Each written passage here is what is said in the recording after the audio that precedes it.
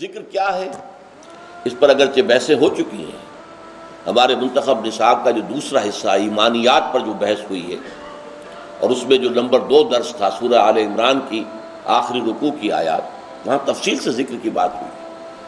ذکر جسے ہم ذکر کہتے ہیں وہ ذرائع ذکر ہیں، ذکر کے ذرائع. اصل ذکر کیا ہے؟ استحضار اللہ فی القلب، دل میں اللہ موجود رہے، یہ ہے ذکر. ذریعہ ذکر کیا ہے؟ سب سے بڑا ذریعہ الذکر قرآن ہے. قرآن کی تلاوت، قرآن کی تلاوت، قرآن کی تلاوت، قرآن کی تلاوت. آسیہ گرداں و لب قرآن سرا. علامہ اقبال نے حضرت فاطمہ رضی اللہ تعالیٰ عنہ کا نقشہ کھینچا ہے کہ وہ چکی پیس رہی ہوتی تھی اور قرآن پڑھ رہی ہوتی تھی. آسیہ گرداں، آسیہ چکی، چکی کو چکر دے رہی ہیں اور ساتھ ہی قرآن پڑھ رہی ہیں. میں نے خود دیکھا اپنے بچپن میں، ہماری اپنے خاندان کی خواتین چکی بھی پیستی تھی اور قرآن مجید پڑھتی تھی، اور گود میں بچہ بھی ہے جو دودھ بھی پی رہا ہے ساتھ کے ساتھ. سارے کام ہوتے تھے. تو الذکر قرآن ہے. اور نمبر 2 یہ مضمون پھر آئے گا جو ہمارا اگلا حصہ ہے اس منتخب نصاب کا 5واں حصہ، اس کا پہلا درس سورہ عنکبوت ہے، اس میں آئے گا. دوسرا ذکر کا طریقہ کیا ہے؟ نماز. یہ جامع ترین ذکر ہے.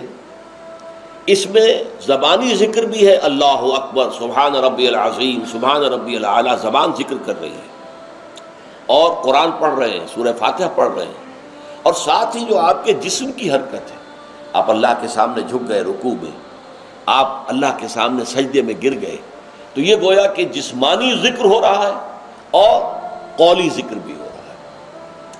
تیسرے نمبر پر ذکر جو ہے وہ ادعیہ معصورہ مسنونہ، وہ دعائیں کہ جو حضور دنیا کے مختلف کام کرتے ہوئے پڑھا کرتے تھے.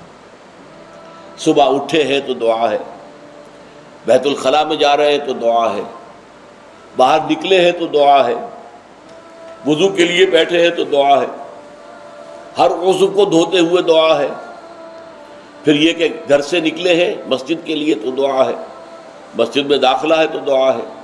کوئی کام ہے ہی نہیں. آئینہ دیکھا ہے تو دعا ہے، کپڑے بدلے ہیں تو دعا ہے، یہاں تک کہ بیوی سے ہم بستری کرنے لگے ہیں تو دعا ہے. کوئی عمل کوئی نہیں ہے کہ جس کے ساتھ دعا نہ ہو. تو اس کا نتیجہ کیا نکلتا ہے کہ ہتھ کارول دل یارول. کام آپ کا ہاتھ وہ کام کر رہا ہے اور دل جو ہے اللہ کے ساتھ لگا ہوا ہے. اور مسنون دعاؤں کا فائدہ کیا ہوا کہ 2 رشتے قائم ہو گئے بیک وقت. ایک رشتہ اللہ کے ساتھ، آپ دعا تو اللہ سے کر رہے ہیں نا. ایک رشتہ حضور کے ساتھ کہ دعا مسنون ہے، آپ وہ الفاظ پڑھ رہے ہیں، اپنی زبان سے ادا کر رہے ہیں جو نبی اکرم صلی اللہ علیہ وسلم کرتے تھے. یہ جو دوام ذکر ہے یہ ہے در حقیقت نفاق کو دور رکھنے کا ذریعہ.